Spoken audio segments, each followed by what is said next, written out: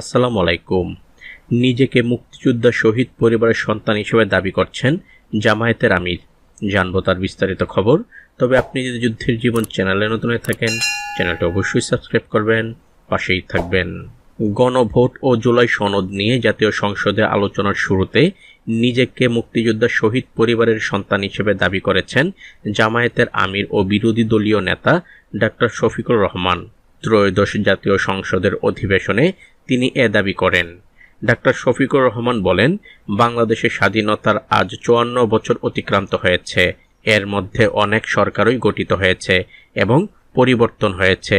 মানুষের বিপুল প্রত্যাশার জায়গায় দাঁড়িয়ে আজকে আমরা সকলেই বলে থাকি, স্বাধীনতার পূর্ণ আকাঙ্ক্ষা এখনো বাস্তবায়িত হয়নি। সংসদের স্পিকারের উদ্দেশ্যে তিনি বলেন, আপনি একজন গর্বিত বীর মুক্তিযোদ্ধা, বীর বিক্রম। আমিও ক্ষুদ্র একটি শহীদ পরিবারের সন্তান। সেই মুক্তিযুদ্ধে যারা জীবন দিয়েছেন তাদের পরিবারের কয়েক ফোঁটা রক্ত দিয়ে তাদের সঙ্গে শরিক হওয়ার সৌভাগ্য অর্জন করেছে। এর আগেও জামায়াতের আমির নিজেকে শহীদ পরিবারের সদস্য হিসেবে নিজেকে পরিচয় করিয়েছেন। তবে জাতীয় সংসদে এবারই প্রথমবারের মতো এ দাবি করেন তিনি। তো আজ এ পর্যন্তই, দেখা হবে অন্য এক নতুন ভিডিওতে।